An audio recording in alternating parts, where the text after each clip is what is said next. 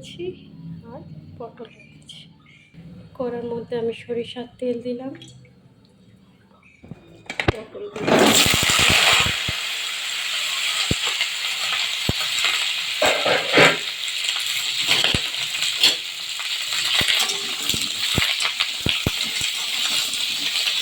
আমি একটু নুন ছড়িয়ে ভেজে নেব।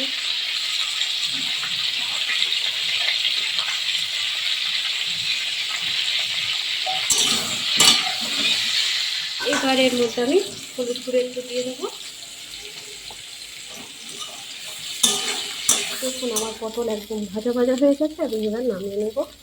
কড়ার মধ্যে একটু সরিষার তেল দিয়ে দেবো, দিয়ে দেবো একটু হলুদ, নুন,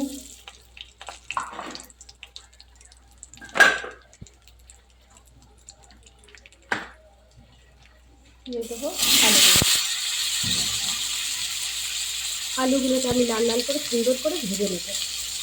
দেখুন আমার আলু কিন্তু পুরোপুরি লাল লাল ভাজা ভাজা হয়ে গেছে, এবার আমি নামিয়ে নেব।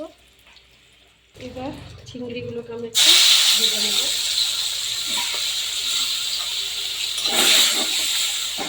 দেখুন আমার চিংড়িগুলো ভাজা ভাজা হয়ে গেছে। আর চিংড়ি কিন্তু বেশি ভাজবেন না, বেশি ভাজলে চিংড়ি রবারের মতন খেতে লাগে। এবার ফোড়নের জন্য দিয়ে দেবো গরম মশলা, দারচিনি, লবঙ্গ আর এলাচ আর তেজপাতা।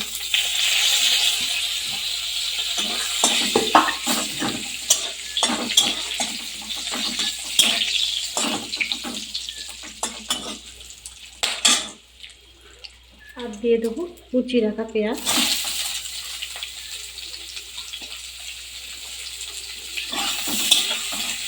এই পেঁয়াজটাকে আপনারা পেস্ট করেও দিতে পারেন, আমি কুচিয়ে দিয়েছি। এবার এর মধ্যে দিয়ে দিতে হবে পরিমাণ মতন আদা বাটা আর রসুন বাটা।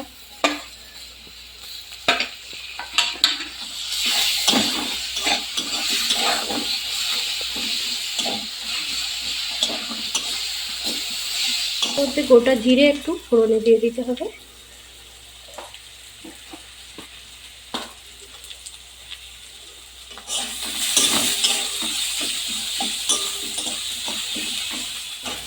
দিয়ে দেবো একটু হলুদ গুঁড়ো।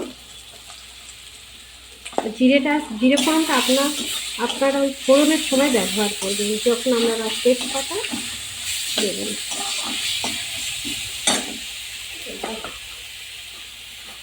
এবার দিয়ে দেবো কাশ্মীরি লঙ্কার গুঁড়ো একটু কালার হওয়ার জন্য।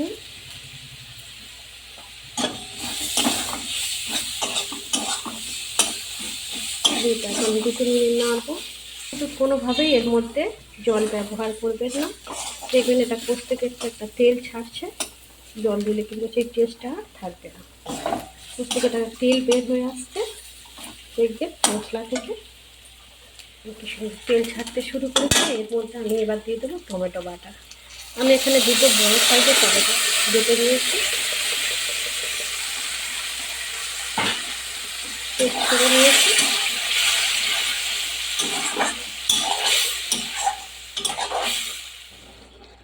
আর এর মধ্যে দিয়ে দেবো আমি একটু ধনে গুঁড়ো। কড়া থেকে সুন্দর তেল ছাড়তে শুরু করেছে আর পেঁয়াজটাও কি সুন্দর গলে গেছে। এর মধ্যে দেবো, এটা হচ্ছে পোস্ত বাটা আর কাঁচা লঙ্কা বাটা। আপনারা এই বাটারটার মধ্যে নারকেলও বেটে দিতে পারেন বা নারকেলের দুধও দিতে পারেন, দিলে টেস্টটা কিন্তু আরও খুব সুন্দর হয়। আমার নারকেল নেই বলে আমি দিতে পারিনি। পেস্টটার মধ্যে দিয়ে এটা নিয়ে দেবো।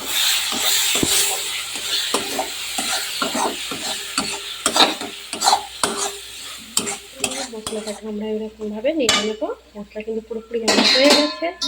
এবার এর মধ্যে আমি একটু জল দিয়ে দেবো।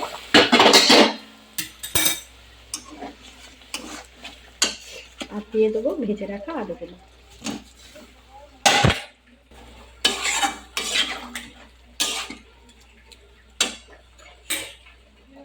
তখন অল্প নুন দিয়েছিলাম বলে স্বাদ মতন আর একটু নুন দিয়ে দেবো, দিয়ে একটু নেড়ে দেবো। আর আলুগুলো কিন্তু সুন্দর সেদ্ধ হয়ে গেছে। এবার আমি চিংড়ি আর ভাজা পটলটাকে দিয়ে দেবো। চিংড়ি মাছটা পটলটা দিয়ে আমি নেড়ে দেবো।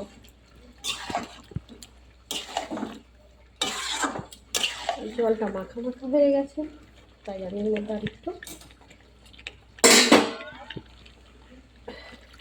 জল দিয়ে দেবো, দিয়ে এটাকে ফুটিয়ে দেবো।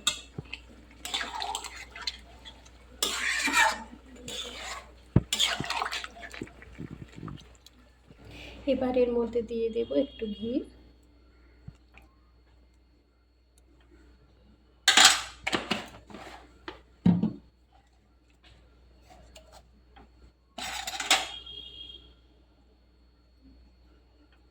আর একটু গরম মশলা।